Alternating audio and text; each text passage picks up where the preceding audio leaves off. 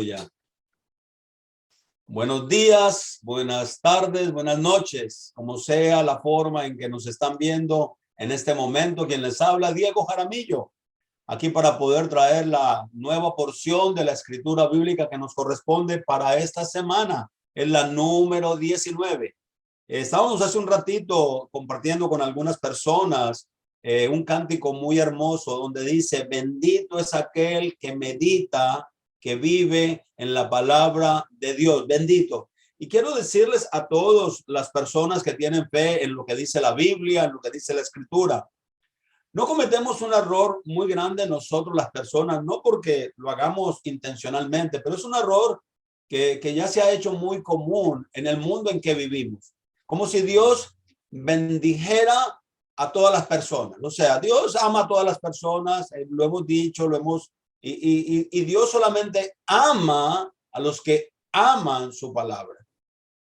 Y yo quiero que esto quede muy claro en nosotros. Dios ama solamente a aquellos que aman su palabra. Y su palabra se hizo carne y habitó entre nosotros. Los discípulos que lo vieron, dice, vimos su gloria como la del unigénito, lleno de gracia y lleno de verdad. Ahora, cuando nosotros en nuestras congregaciones, en nuestras iglesias, cualquiera que sea, cualquier denominación que sea, se ha convertido en una muletilla. De hecho, en el mundo decimos, Dios te bendiga.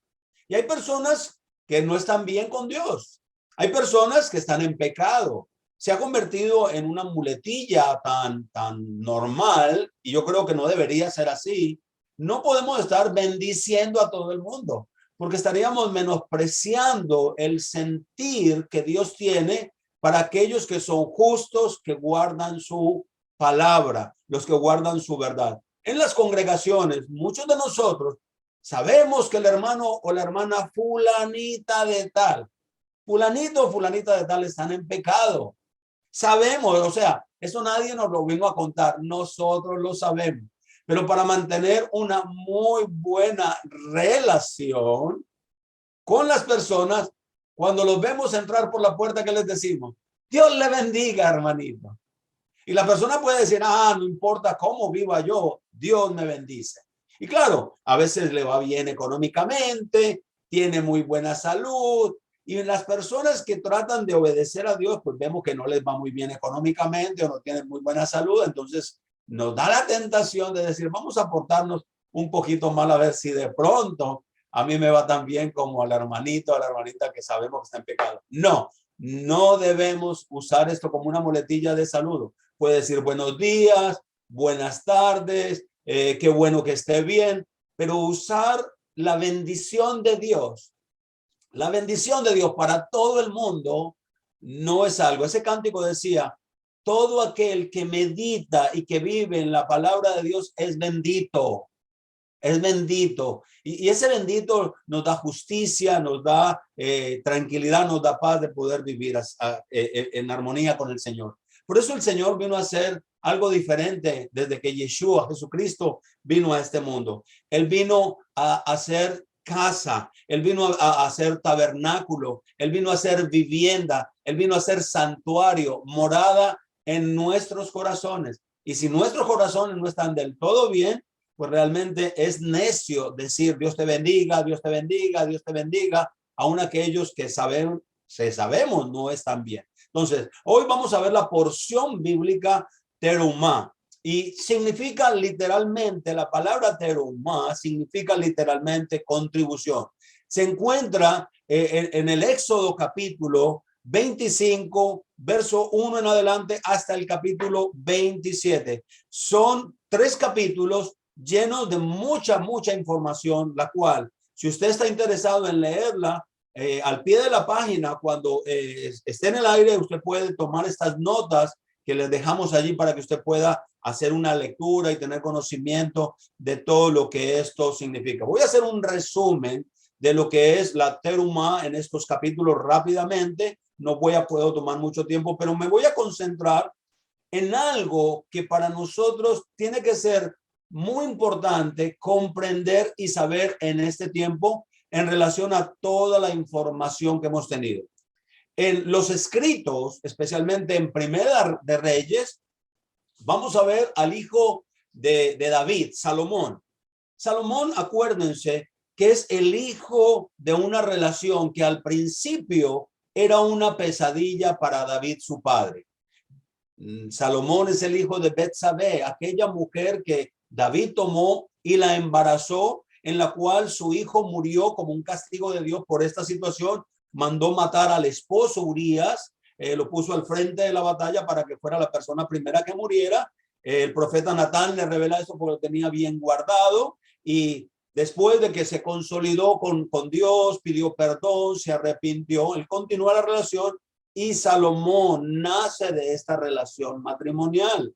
Y Dios bendijo a Salomón. David tenía la intención de fabricar un templo, de dejar aquel tabernáculo portátil que por años había caminado en el desierto, ahora estaban ya en la tierra de Canaán, pero todavía no ha habido una morada. De hecho, David en su reino prepara un lugar especial y le llaman la casa de David. En ese lugar, él preparó y llevó el arca para un lugar más seguro, sin todo lo que era el preámbulo de lo que era el tabernáculo del desierto. Ahora su hijo Salomón, en Primera de Reyes, está edificando el templo que hemos visto en fotografías, el templo que hemos visto en la historia, como era el primer templo que Salomón construyó, luego la destrucción de este templo, las incursiones que tuvieron los paganos, los gentiles, cuando entraron, robaron, lo hicieron en varias ocasiones.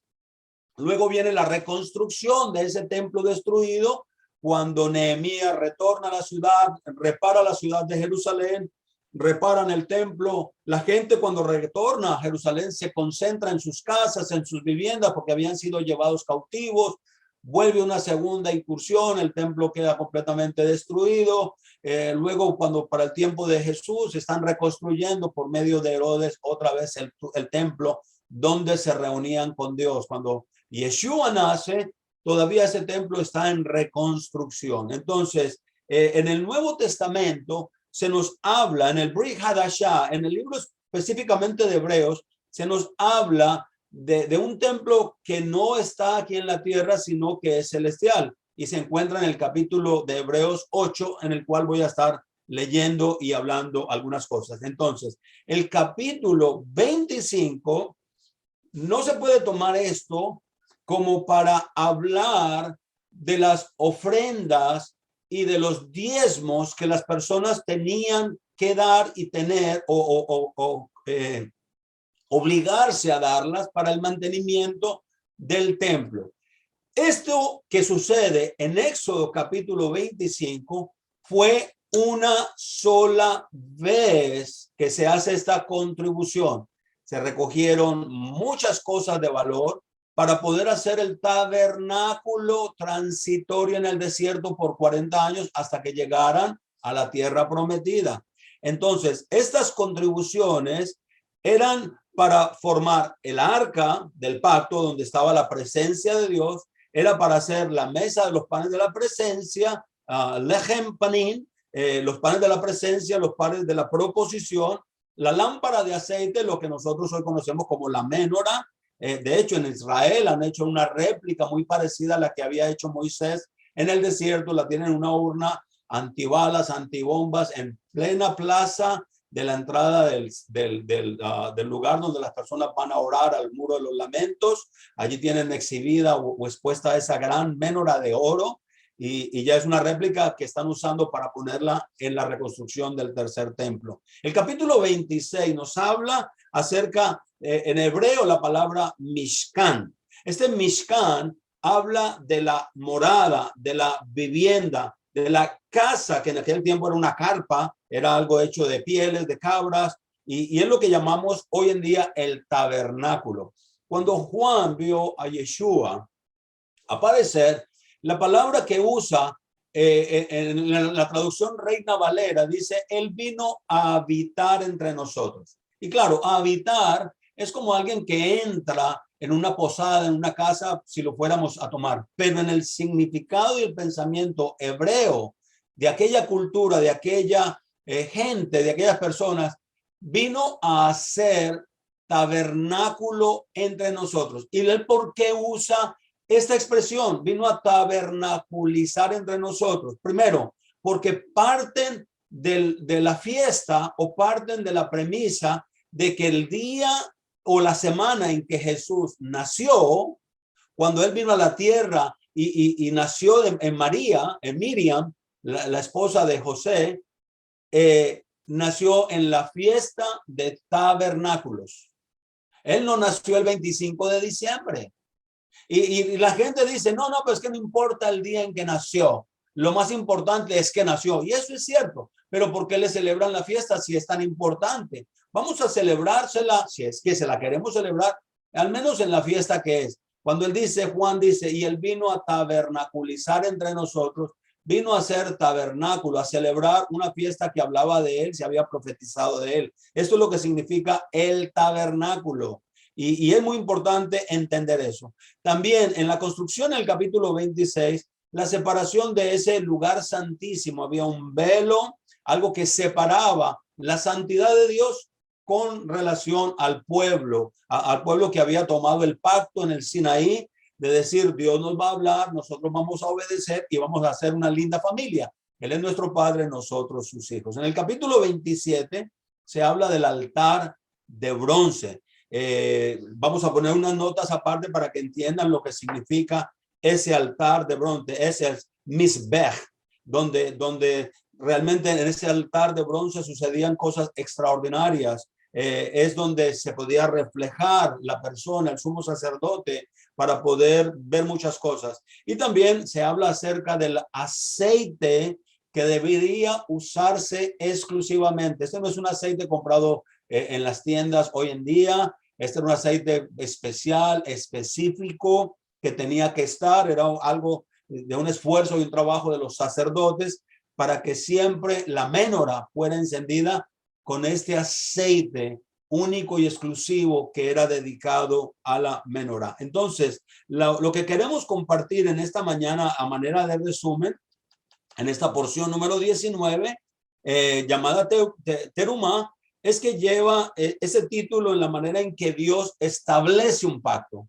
Quiero decirles, amados, amigos, que nosotros, si queremos involucrarnos con Dios, el único Dios verdadero, el que habla la Biblia, el que menciona la Biblia, tenemos que hacer las cosas conforme el modelo y el plan que él dijo.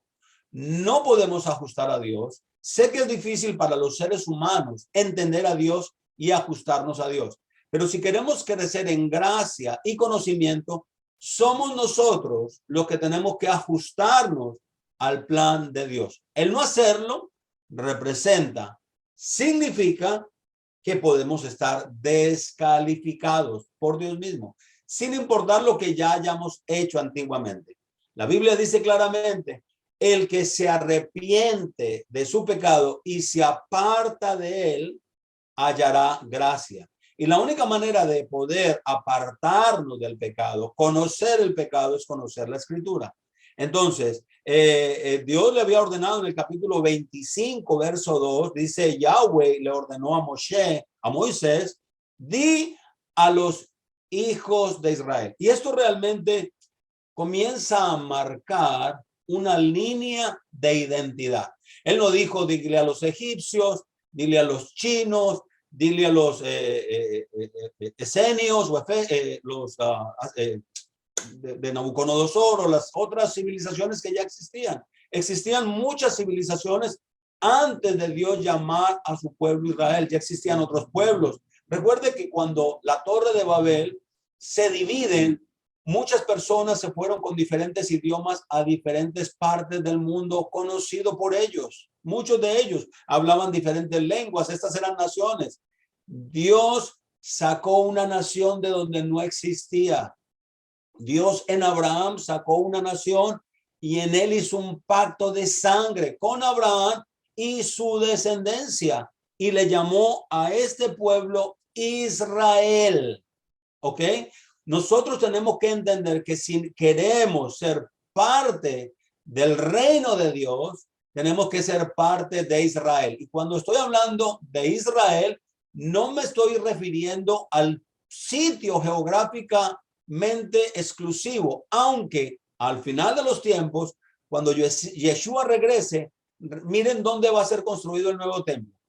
En Jerusalén. ¿Y de dónde va a bajar la ciudad santa de Dios? La que está construida en el cielo. ¿En dónde va? ¿En Colombia? ¿Va a bajar en Colombia? ¿Va a bajar en Nicaragua? ¿En Centroamérica? ¿En Honduras? ¿En Brasil? ¿Va a bajar en España? ¿En Portugal? ¿En Italia? No. La escritura nos dice claramente que la nueva ciudad santa hecha en los cielos, la nueva Jerusalén, descenderá ¿a dónde? Donde siempre ha estado la antigua, la vieja ciudad.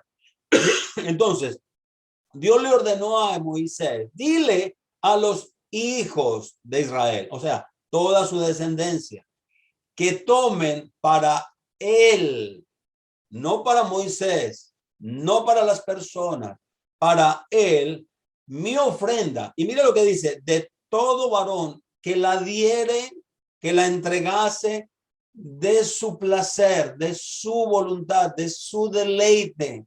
A veces las personas damos cosas porque nos pidieron darla y simplemente resolvimos, ayudamos, cooperamos, pero no salió del alma, no salió de la intención, no salió del corazón, no salió de la buena voluntad. Miren lo que dice, de corazón tomaréis mi ofrenda. ¿Qué quiere decir esto?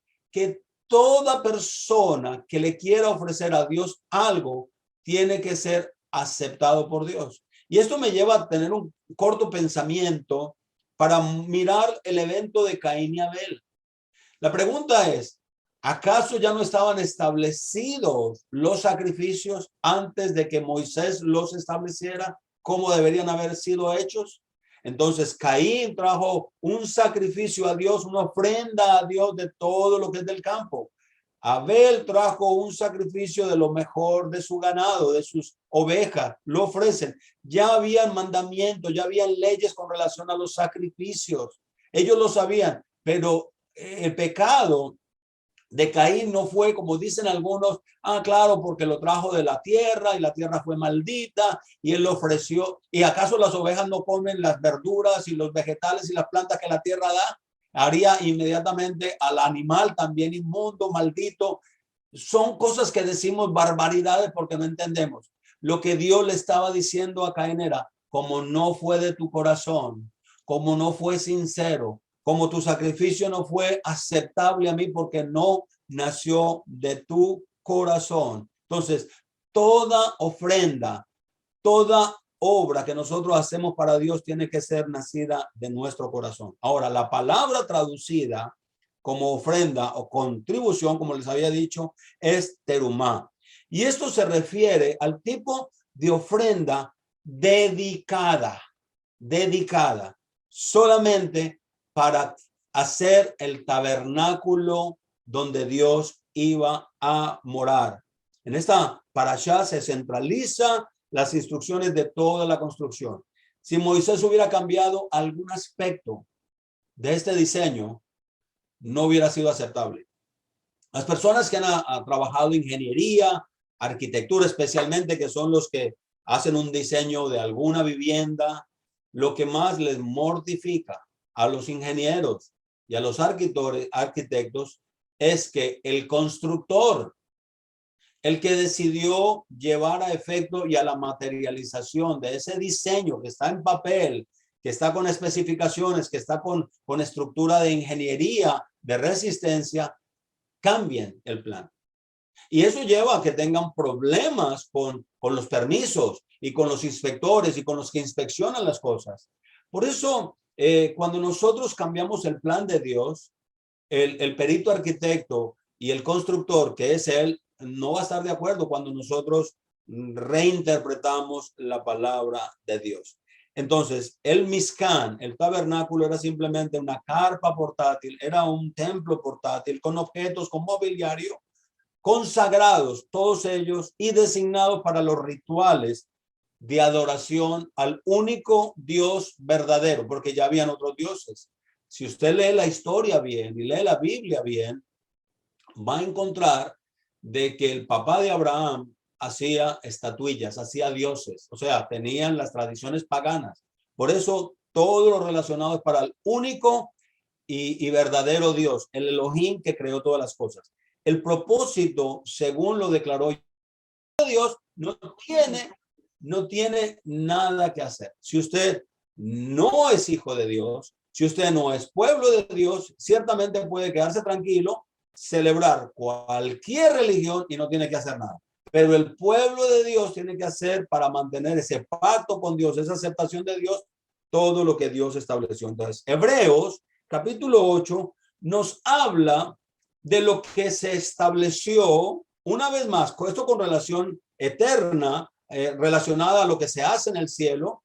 Cuando Moisés establece el tabernáculo, llama a Aarón para que sea el sumo sacerdote, llama a los hijos de Aarón para que se consoliden como sacerdotes y su descendencia. Luego, la tribu de Leví se convierte en los sacerdotes que iban a oficiar todas las cosas que Dios había establecido durante toda la peregrinación en el desierto y cuando entraran a la tierra prometida. Pero en el libro de Hebreos vemos un sacerdocio diferente y tenemos que entenderlo. En el capítulo 8 de Hebreos, en el verso 1, en la versión que yo voy a leer, dice así, usted puede leer la Reina Valera, Nueva Versión Internacional, Dios habla hoy, la que tenga, y va a decir más o menos lo mismo. Y dice, y ahora, esto es lo primero de todo lo que hemos estado diciendo.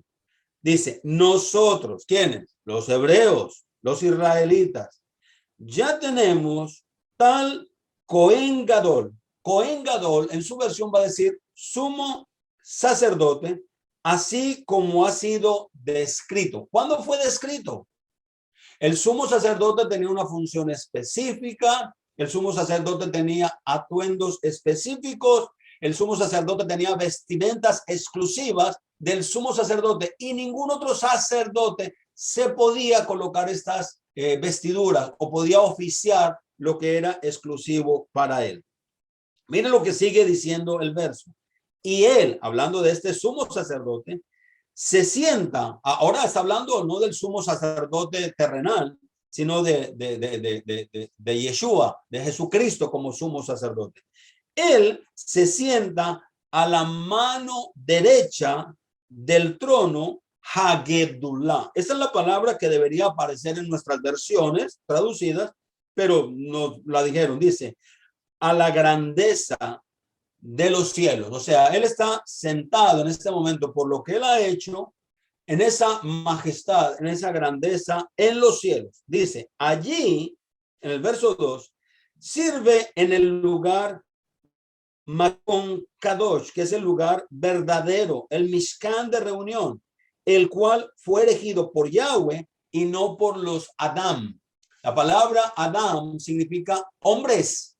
O sea, en este momento Yeshua está en un tabernáculo, en un templo, en una posición de grandeza, pero está en un lugar que ningún ser humano ha logrado estar para construirlo o ser parte de esta construcción. El verso 3 dice, porque todo sumo sacerdote, y ya está hablando de los que estableció Moisés y los demás, es designado para presentar ofrendas de granos, ofrendas él personalmente y sacrificios, por lo cual hablando del sumo sacerdote Yeshua, también tiene algo que ofrecer. Ahora bien, si él estuviese en la tierra, ni siquiera, de hecho, cuando Yeshua estuvo en la tierra, caminó en la tierra, él no fue reconocido como sacerdote. ¿Por qué no fue reconocido como sacerdote en la tierra? Porque Yeshua no fue reconocido como sacerdote. Simplemente porque él no venía de la tribu de Leví. Y solamente los levitas podían, por orden de Dios, ser sacerdotes. Y el sumo sacerdote tenía que venir de la descendencia de Aarón. Entonces, en este momento, lo que él hizo lo lleva a considerarlo un sumo sacerdocio, pero no en la tierra. Por eso dice, si él hubiera estado en la tierra, ni siquiera hubiese sido posible ser considerado sacerdote y mucho menos sumo sacerdote. Si estuviese en la tierra, ni siquiera sería un sacerdote, puesto que ya había sacerdotes que presentaban ofrendas según la instrucción, según el mandamiento, según los preceptos, según las ordenanzas. En resumen, según la Torá. La Torá no significa solo ley como mandamiento. La Torá significa precepto, instrucción, todo lo que Dios ha dicho, eso representa la Torá. Miren lo que dice el verso 5. Pero a lo que ellos están sirviendo, o sea, todos los sacerdotes levitas, lo que ellos están haciendo es una copia, es una similitud, es un blueprint, como lo dicen en inglés. Es algo que fue diseñado y que fue preparado en los cielos. Y es una sombra de las cosas originales que ya existen en el cielo. ¿Qué es lo que está diciendo la escritura en este libro de Hebreos? Dios tiene un plan eterno, tiene un diseño eterno. Él sacó todas las cosas de lo que ya es en los cielos, donde Dios habita en los cielos, donde Dios mora en los cielos. No sabemos dónde quedan, no sabemos cuáles son, no sabemos qué tan distantes están, pero donde la grandeza de Dios y todos sus ángeles y todas sus huestes celestiales habitan, ya ellos viven en ese lugar. Entonces, ese diseño lo materializan para que los hombres caídos se relacionen, se identifiquen, tengan un ensayo para cuando aquello que es lo verdadero se manifieste, nosotros podamos entrar bien, nosotros podamos caber bien. Y para lograr esto tenemos que pasar por todo un proceso de peregrinación y de limpieza. Así que continuemos leyendo. En el verso número 5 dice, pues cuando Moisés estaba listo para erigir el Mizcán o el tabernáculo, Yahweh le advirtió, mira que hagas todas las cosas conforme al modelo que se te fue mostrado en el monte. Está en el capítulo 25 de Shemó, de Éxodo. El verso 6 dice, he aquí, y ya entra a hablar personalmente de Yeshua, de Jesucristo como lo conocimos nosotros. He aquí, Yeshua ha adquirido un sacerdocio, pero él no viene de la tribu de Leví. Entonces, él ha adquirido un sacerdocio con una mayor estima, un pacto, el brit. Pacto significa brit, al que sirve es mejor, porque el brit, el pacto, ha sido establecido en las instrucciones de Dios, en la Torá de Dios, sobre mejores promesas. O sea, no son tan condicionales, sino que son promesas eternas. Mire lo que dice el verso 7. Porque si el pacto desde el principio hubiera sido perfecto o completado o terminado, no hubiese necesidad. Y ahí donde viene la palabra que nosotros hemos traducido mal, y en el libro de Hebreos, en la Reina Valera del 60 y en otras versiones está traducido mal como un nuevo pacto, porque el antiguo pacto caducó. El antiguo pacto no caducó. Lo que Brit Hadashah significa en el pensamiento hebreo y no europeo o latinoamericano, no es un nuevo pacto, sino renovado.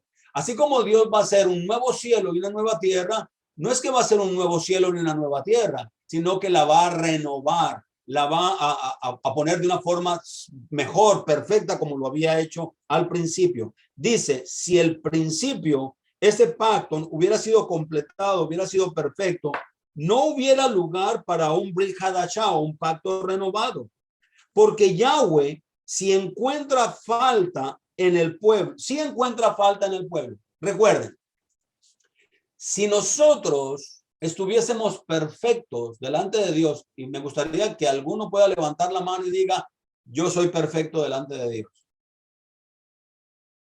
¿Fallamos todos? Creo que fallamos todos. O sea que esto está hablando del futuro. Lo que Dios está haciendo está hablando del futuro, de lo que va a suceder cuando venga la perfección, cuando venga la glorificación, cuando venga lo mejor. Todavía estamos nosotros en un proceso de renovación por la fe y la obediencia a la palabra de Yahweh. Porque Yahweh sí encuentra falta en el pueblo cuando dice, miren, los días vienen. O sea, no han llegado, estos días vienen, dice Yahweh, cuando estableceré con la iglesia bautista, con la iglesia católica, con la iglesia presbiteriana, con la iglesia metodista. ¿Cierto que no dice eso la escritura? La escritura no dice eso, ni siquiera dice con la iglesia. Porque cuando nosotros nos enseñaron, por eso digo, si usted nació en la década del 50, para nosotros es muy nuevo el término iglesia. Y lo que conocíamos cuando empezamos a caminar y a conocer, iglesia que era católica, los que nacimos en el catolicismo. ¿Qué iglesia era? Y no han pasado ni 70 años. ¿Qué iglesia era? La presbiteriana. Mi familia iba a la iglesia presbiteriana, eso es la iglesia. Entonces, cada vez que usted lee iglesia en la Biblia, ¿con qué se relaciona usted? Con la denominación a la cual usted ha asistido toda su vida. Ese es el pensamiento nuestro cuando leemos la escritura mal leída, entendiendo que está hablando de iglesia como la denominación en la cual yo he crecido. Y tenemos todo el derecho de defenderla. Yo no estoy en contra de las personas. Yo no estoy en contra de los seres humanos. Estoy en contra de los sistemas religiosos que comenzaron a desvirtuar la palabra de Dios y a suplantar y a robar el verdadero propósito de Dios y el sacerdocio de Dios y todo lo que Dios había preparado para su único pueblo llamado Israel. Le voy a hacer una pregunta que nos va a mover el piso a muchos de nosotros.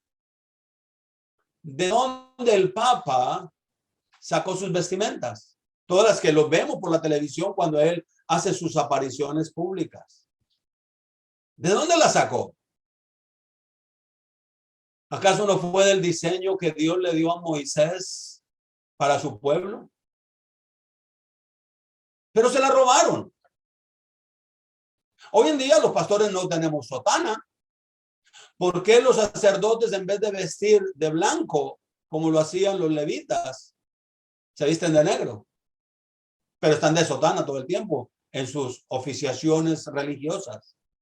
¿Se dan cuenta cómo desde hace muchos años, 1800, 1900 años, se ha robado una identidad que no pertenece al mundo, que solamente le pertenece al pueblo de Dios, porque fue al pueblo de Israel que Dios se la dio? Y miren lo que dice este verso 8, que es crucial para entender nuestra vida.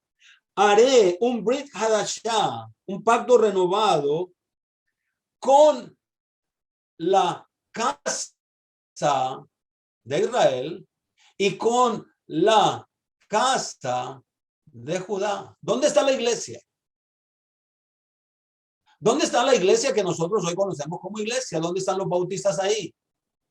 Si Dios los tenía en mente que en el futuro iban a aparecer bautistas, metodistas, luteranos, presbiterianos, católicos, no quiere decir que en este libro estarían incluidos todos ellos. Tampoco ni siquiera aparece la palabra, la iglesia. No aparece. Porque si la palabra iglesia apareciera como la conocemos nosotros hoy en relación a una denominación, ¿cuál es? Estamos nosotros tan perdidos que no sabemos cuál es, pero la escritura nos da claramente de dónde salió ese pacto. Y si usted quiere corroborar este pacto, váyase a Jeremías capítulo 31 y léase todo el pasaje. Y va a ver cómo Dios está hablando y sigue hablando desde el principio en el desierto con Moisés hasta el profeta Jeremías y aún con los hebreos. ¿Cuál es el propósito de Dios? Nosotros tenemos que ser parte o de la casa de Judá o de la casa de Israel. Y quiero decirle, yo prefiero ser parte de la casa de Israel. ¿Por qué? Porque los de la casa de Israel tenemos la fe puesta en Yeshua. Creemos que Yeshua es el Mesías, aquel Cohen Gadol, aquel sumo sacerdote que toma un lugar para poder interceder por nosotros. Yo prefiero ser este que vuelve a la raíz, que vuelve a la fe, que vuelve a la obediencia porque había sido desechado. Quiero decirles, hermanos, hay una gran mayoría de personas que odian el judaísmo y sus prácticas y sus fiestas y sus cosas, pero no saben que lo están haciendo en ignorancia. Es cierto que Judá ha hecho muchas cosas y especialmente no ha aceptado al Mesías como nosotros. Judá no ha aceptado a Yeshua como nosotros, pero ellos tienen la Torá. Si Dios no lo hubiera permitido así, ellos tienen un velo porque no la entienden. A nosotros el velo se nos quitó para entenderla, pero para volver a la Torá, no para sacar la Torá. Él dice claramente que va a ser un Brit Hadashah, un pacto renovado con la casa de Israel y la casa de Judá, lo que existe hoy. Si Dios no hubiera permitido que los judíos regresen y se establezcan en Israel de nuevo, la tribu de Judá, la tribu que regresó, la tribu que guardó su palabra, nosotros no tuviéramos Biblia hoy. Ahora, ellos tienen una situación que Dios causó en ellos. Y saben que la única manera que los gentiles puedan causar celo a los judíos es cuando los judíos creyentes en Yeshua comencemos a guardar la Torá como ellos la guardan, pero creyendo en Yeshua. De hecho, el libro de Apocalipsis dice que el dragón sale a perseguir a la mujer y a los hijos que guardan el testimonio de Yeshua y guardan los mandamientos de Dios. Hasta en el Apocalipsis se habla de que los gentiles vamos a ser perseguidos por la bestia. Vamos a ser perseguidos porque realmente nosotros tenemos dos aspectos importantes. Guardamos la fe en Yeshua, en Jesucristo, su obra, su redención, y guardamos los mandamientos. Nosotros tenemos que comenzar a volver. Y cuando nosotros comenzamos en nuestras congregaciones a hacer las cosas que los judíos hacen, ellos van a decir, hey, ¿qué está pasando aquí? Pero si nosotros los creyentes, los cristianos, aborrecemos los judíos, aborrecemos todo lo que ellos hacen, y porque no creen en Yeshua, ya nosotros no tenemos que hacer esto, ni tenemos que hacer aquello, nos pueden hasta matar, porque ellos son celosos de Dios. Pablo era celoso.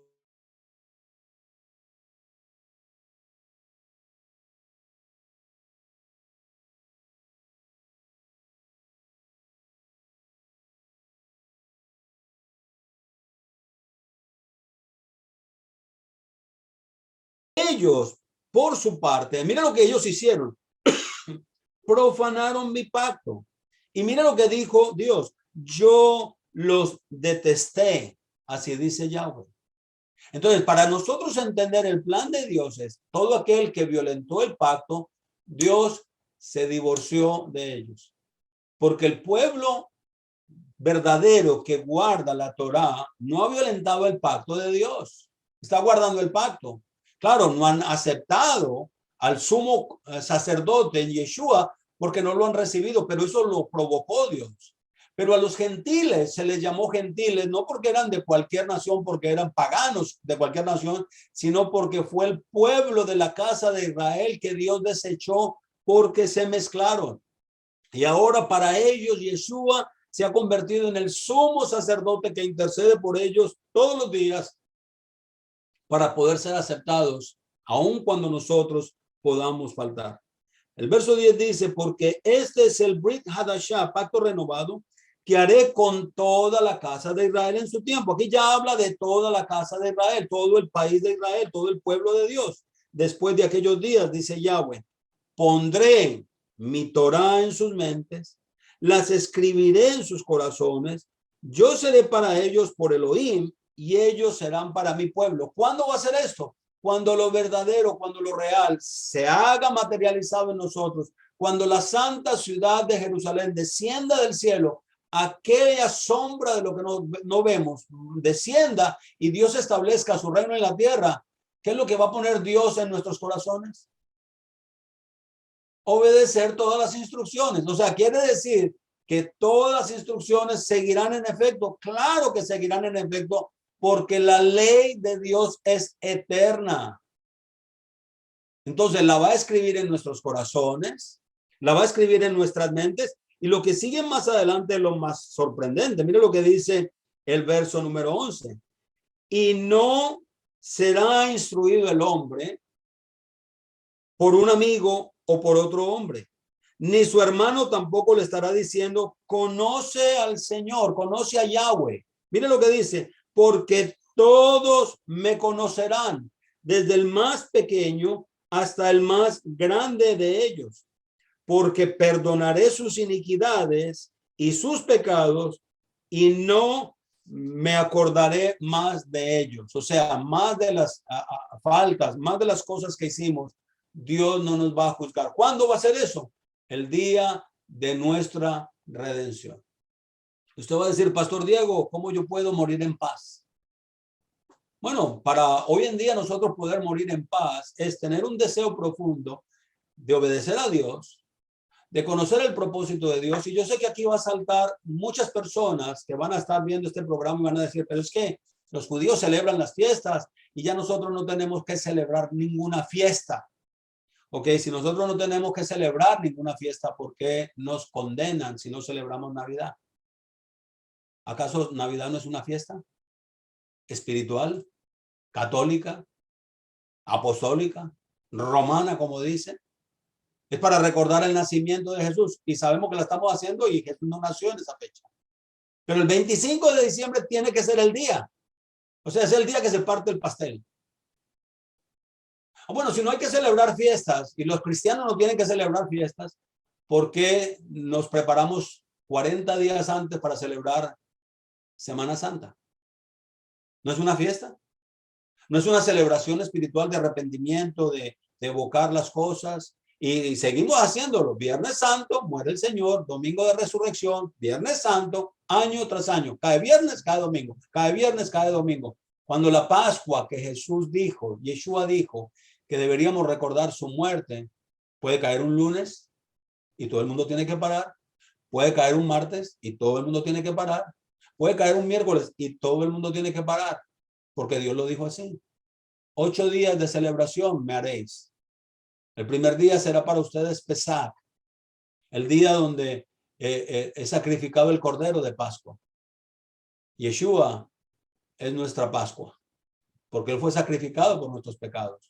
Pero no para hacerlo cada año Viernes Santo y resucitarlo el domingo de resurrección, porque estamos violentando la palabra de Dios. Nos robaron la identidad. Hemos robado una identidad que no nos pertenece. Hemos espiritualizado y hemos puesto fiestas, Semana Santa, Navidad, diciembre 25, cuando estos son fiestas que fueron diseñadas por los paganos. Porque nunca coincide la fecha, porque nunca coincide la fecha de la Pascua judía, aquella detestable, que ellos celebran con dignidad, con orgullo, con entusiasmo, esperando la venida del Mesías, y lo hacen con alegría, y lo hacen con devoción, y lo hacen porque realmente lo esperan y lo ansían, lo hacen fieles a lo que dijo la Escritura, y nosotros no la celebramos en la fecha que debe caer. El 10 de Nisan, que es el tiempo de la preparación de la fiesta de Pesach, se debe separar un cordero. Ellos no hacen sacrificios de corderos hoy. Es cierto que no pueden hacer sacrificio de cordero. ¿Por qué no pueden hacer sacrificio de cordero? Porque realmente no tienen el templo para hacer el altar del sacrificio. Y es algo que está fuera de sus manos. Quiero decirles que si tuvieran templo, estarían haciendo el sacrificio tan fiel como Moisés se los enseñó en el desierto. Lo estarían haciendo. Pero al no tener templo, ellos dicen, hacemos un sacrificio en nuestro corazón. Al reunirnos en familia, al reunirnos en congregación, están haciendo lo que Yeshua dijo, haced esto en memoria de mí. Ellos de una forma no literal, sino espiritual, toman la cena de Pascua, el día que cae, la fecha lunar que cae en ese día, puede ser lunes, puede ser martes, todos se detienen y hacen la celebración. Pero son 8 días de celebración. Comenzarán a tener durante 8 días la fiesta de los panes sin levadura. En sus casas no puede ser encontrada levadura, no puede haber nada. Y ellos lo hacen de una forma literal y limpian los closets y limpian las habitaciones, pero lo hacen recordando que Dios lo dijo de esa manera. Pero Pablo está diciendo, escudriñen sus corazones y saquen de él toda la levadura, todo pecado, para poder celebrar esa fiesta como es, como conviene. Y durante esa fiesta viene la preparación de los primeros frutos. 8 días de celebración. Y usted dice, pastor, pero es que ya nosotros no tenemos que celebrar eso porque Jesús abolió la ley. Jesús fue el cumplimiento de la ley. La Biblia dice claramente porque el fin de la ley es Cristo. Y lo que están es simplemente interpretando un pasaje que no dice eso. La finalidad, el objetivo de la ley era llevarnos a Cristo, no el fin de la ley. No el fin de la ley, no el acabose de la ley, sino llevarnos a conocerlo a él, a los gentiles que no guardábamos la ley, que estábamos alejados de Dios, sin ciudadanía, que no teníamos nada con relación a Dios porque nos habíamos ido a las naciones gentiles, porque nos habíamos mezclado con los gentiles, porque habíamos empezado a practicar lo que los gentiles en el paganismo hacían. Dios está llamando a su pueblo, lo está sacando, lo está recuperando y lo ha relacionado con Yeshua para que puedan un día la casa de Judá y la casa de Israel, como lo dice el profeta Ezequiel, ser 2 árboles en la mano de Dios y formar uno solo, y haré una sola nación y un solo pueblo. Yo seré su Dios y ellos serán mis hijos. Eso es lo que está haciendo Dios para ese evento maravilloso. Entonces el verso 11 dice que nadie va a instruir a nadie. Por ahora tenemos maestros. Yo soy su maestro. Yo tengo que darles instrucción. Tengo una seria y doble responsabilidad. Primero conmigo mismo y con ustedes. Y en segundo lugar con Dios. Que cualquier cosa que yo diga mal, de esa daré yo cuentas a Dios. Hermanos, hermanas, yo preferiría ser como ustedes, un estudiante. Quiero decírselo con toda mi alma. Por eso yo no me atrevo a ser maestro, decir yo anhelo ser maestro, yo quiero ser maestro. ¿Por qué? Porque yo voy a tener que dar cuentas a Dios de todo lo bueno y todo lo malo que yo enseñé. Y quiero decirles, les pido perdón a todo el mundo que me puede escuchar. Cometí muchos errores porque simplemente creí que lo que me habían enseñado era lo correcto. Pero Dios escuchó mi voz con el que a él clamé y Dios está sacando sus ovejas de todos los lugares. Por eso dice, mis ovejas oyen mi voz y me siguen. El Señor no está interesado en denominaciones. No hay ninguna denominación mejor que la otra, como para decir que tiene la verdad de Dios. No existe, no la hay en ningún lugar del mundo.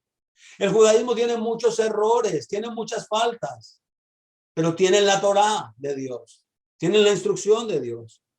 Y este verso 12 del capítulo 12 y 13 del capítulo 8 realmente trae la mayor significación.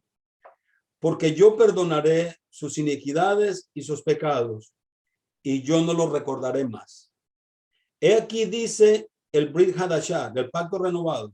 Al usar este término, Hadashah o renovado, él está renovando al primero, no cambiándolo, no aboliéndolo. Y un día, aliado está sobre el primero. El nuevo, perdón, está aliado al primero, o sea, no se pueden desconectar. Y lo primero será hasta el final. En su versión de la Reina Valera dice que este pacto, y él está citando a Jeremías, al verso 13 de la versión Reina Valera dice totalmente algo que nos lleva a nosotros a decir, pero bueno, el viejo es anticuado y está a punto de desaparecer. Si tomamos realmente bien este texto mal traducido, en la Reina Valera del 60, en la Reina Valera actualizada, en la Reina Valera de 1500, la Biblia del oso, que yo creo que usted ni siquiera lo ha oído mencionar, y tomamos este versículo que dice, está a punto de desaparecer. La pregunta que yo le quiero hacer a ustedes es, ¿cuándo está a punto de desaparecer? Porque cuando Pablo escribió la carta a los hebreos, no había dicho que ya había desaparecido. ¿Saben que Pablo entendía muy bien el llamado y los tiempos y las sazones en que él vivía? Cuando Pablo escribe la carta a los Corintios, hablándole de la venida del Señor, y luego Pablo le escribe a los de Tesalónica, las 2 cartas a los tesalonicenses, Pablo se incluyó como que el retorno del Señor iba a ser en sus días. Claro, si Pablo escribe a los hebreos y él tiene este pensamiento de que la redención y la manifestación gloriosa. Pablo no estaba diciendo voy a escribir para los creyentes en Yeshua en el año 2022. Pablo nunca escribió las cartas de Efesios, Corintios, Tesalónica, a Timoteo, a Filemón. Nunca las escribió pensando esto le va a servir a la gente del 2022. No, lo estamos escuchando ahora nosotros. Si nosotros tomamos por cierta la versión Reina Valera, Pablo estaba diciendo, está a punto de desaparecer lo que va a suceder en los versículos anteriores. No hay nadie que enseñe al hermano, no hay nadie que enseñe un hombre a otro hombre, porque Dios mismo inscribirá su palabra y su ley en nuestros corazones y en nuestras mentes, y nadie tendrá necesidad de enseñarle a otro. ¿Y sabe por qué Pablo lo decía? Él dice, nosotros, los que habemos quedado, él no dijo, ustedes que hayan quedado en el año 2022 o 2030 o 2050, cuando venga el Señor a hacer esto, serán transformados, porque yo voy a morir en paz. Cuando Pablo estaba hablando a la gente que le escribía, a los gentiles que les escribía, que estaban retornando a la raíz de la fe, de la Torá, porque habían aceptado y reconocido, ahora tenemos la puerta abierta para regresar. La tribu de Judá no la cerró, pero Yeshua de la tribu de Judá no la abrió. O sea, Yeshua de la tribu de Judá nos abrió la puerta para regresar a las otras 10 tribus que estábamos perdidas, o los 11 tribus, porque incluye a Benjamín, y podemos retornar a conocimiento y a la obediencia de la Torá de Dios, justificados por lo que Yeshua hizo por nosotros como el sumo sacerdote. Ahora podemos, porque tenemos un sumo sacerdote. Pablo no dijo que fue abolida en la Reina Valera del 60. Él decía, pronto está a punto de desaparecer. Él no dijo desapareció ya en su tiempo. Él no está diciendo allí, si usted quiere leer esta Reina Valera, él no está diciendo esto ya se acabó. Él está diciendo esto pronto va a desaparecer, está a punto de desaparecer, para que se cumplan los versículos anteriores de que Dios inscribirá su escritura y su ley, su palabra en nuestros corazones, en nuestra mente, si no habrá más personas, porque él veía inminente el retorno de Yeshua y el establecimiento del reino de los cielos sobre la tierra. Entonces, celebrar las fiestas es parte de nuestra obediencia a Dios. Guardar la Pascua, el Pesaj, el día que cae, y celebrar la muerte y la resurrección del Señor, el día que cae, debemos hacerlo. Y yo sé que los medios religiosos del mundo nos han obligado, y esto lo sé porque algunas personas dicen, pero pastor, ¿yo qué hago si el día que tengo que trabajar es el sábado? Ahí me dieron libre el lunes. O me dieron libre el martes, yo tengo que trabajar el sábado, yo no puedo guardar el sábado. La pregunta es, ¿acaso no es Dios más poderoso de buscarle un trabajo que le permita reposar y obedecer el Shabbat o el día de reposo? No cambiarlo. No, es que yo le voy a dedicar a Dios el día miércoles. Es que Dios no dijo que le guardaras el día miércoles con tus buenas intenciones. Y no importa qué tan sincero y qué tan humilde y qué tan buena persona tú seas. Dios dijo, el Shabbat es mi sello entre ustedes. Si ustedes guardan mi Shabbat, serán mi pueblo y yo seré su Dios. Es la marca de Dios. Y algunas denominaciones tratan de volver y son rechazados por todo el mundo. Pero el Shabbat, ahora si usted dice y tiene ese problema, Señor, mira, yo quiero guardar el Shabbat, yo quiero ser parte de tu pueblo, yo quiero comenzar a obedecer, porque ahora por la fe en Yeshua, yo sé que Él me puede ayudar. Él va a abrir puertas, va a cambiarte el trabajo, va a relocalizarte. Vas a ver bendiciones que nunca te imaginaste en tu vida que podías tener. Ahora, cuando el tabernáculo de Dios, cuando el templo de Dios sea establecido y la nueva ciudad de Jerusalén descienda, nadie tendrá que enseñarle nada a nadie, porque Dios pondrá su ley, lo dice el texto, su ley en nuestras mentes y en nuestros corazones.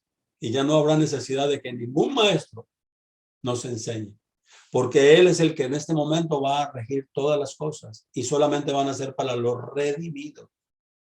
Pastor, ¿cómo yo sé que soy salvo? Bueno, usted puede vivir en la fe de Yeshua tratando de obedecer todo lo que más pueda, no justificándose su santidad o su salvación por las cosas que ya está haciendo, sino por su fe en Yeshua, por lo que él hizo, pero para obedecer a la verdad que Dios dijo. Si nosotros no hacemos esto, vamos a ser descalificados. Pero pastor, yo quiero estar seguro de que voy a resucitar. Bueno, quiero decirle que nadie lo sabe. Cuando Yeshua se manifieste, usted no fue transformado en un abrir y cerrar de ojos. Usted vivió engañado toda su vida. Y no hay nada más engañoso que el corazón del hombre. Y Dios no es injusto. Así usted haya creído en la religión que haya sido, en la denominación que haya sido. Si usted si está vivo y el día que Yeshua se manifieste, usted no es transformado en un abrir y cerrar de ojos, Dios sigue siendo justo, Yeshua sigue siendo justo y el engañado era usted.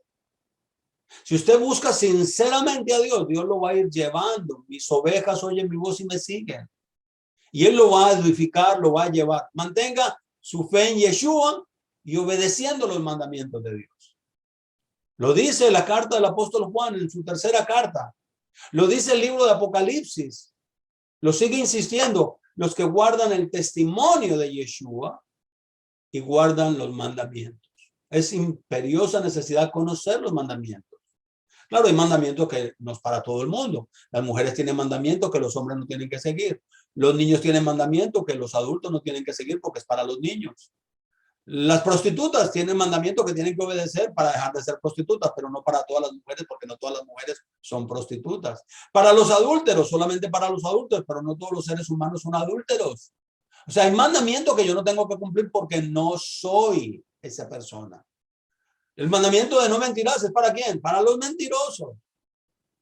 El mandamiento para los irreverentes. ¿Es para quién? Para los irreverentes, no es para todo el mundo. Hay mandamientos para los sacerdotes. Si usted no lo es, no tiene que hacerlos. ¿Me entiende lo que le quiero decir con relación? Pero las fiestas, las festividades, los mandamientos. Por ejemplo, al hombre se le dio un mandamiento de usar tzitzit en su vestimenta. No sabemos cómo es. Se ha modernizado mucho, se han puesto, pero no es para las mujeres. Ahora, si una mujer se quiere poner tzitzit porque lo dice y está generalizando que es para todo el ser humano, pues que se lo ponga. Dios no la va a condenar por ello, lo van a condenar los hombres, pero no, las mujeres no se pueden circuncidar, los hombres deben circuncidarse. Y no porque la circuncisión salva, no. Pero si Dios lo dijo, me hace como una señal del pacto. Ahora, si usted dice, pastor, es que yo no quiero hacerlo, bueno, ya es un asunto suyo, espere que Dios venga y aclarará con usted. Si lo hizo y no había que hacerlo, nada perdió. Bueno, sí perdió algo, pero no es muy importante. Pero si había que hacerlo y no lo hace, lo perdió todo. Pastor, pero no hay que celebrar la fiesta. Bueno, si usted la celebra y no había que celebrarla, nada perdió. Pero si no la celebra y había que celebrarla, lo perdió todo.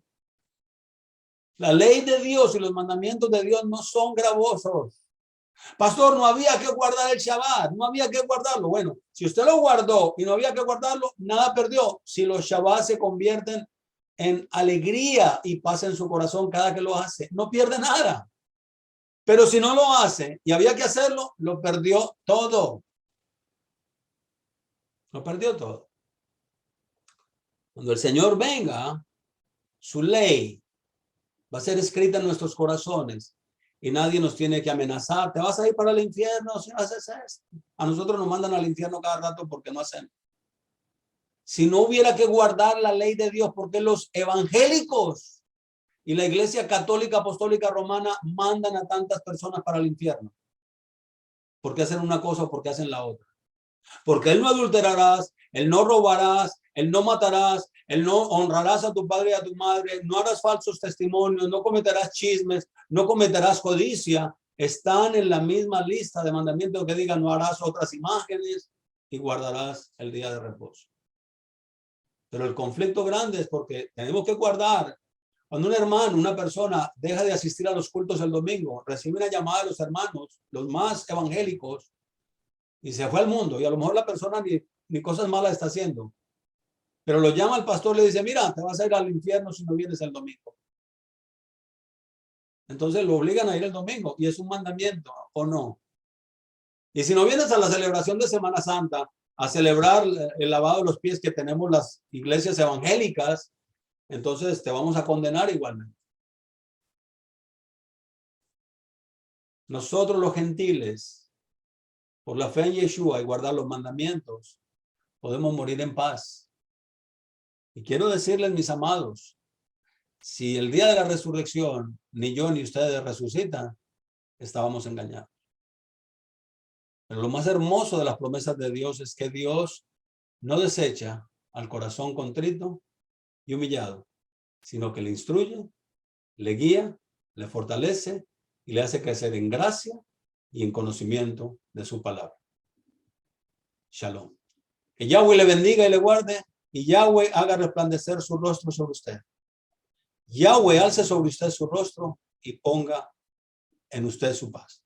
La gracia, la misericordia y el favor de nuestro Adón Yeshua HaMashiach esté con cada uno de ustedes. Alabar y glorificar al Señor. Él viene pronto. Bendiciones.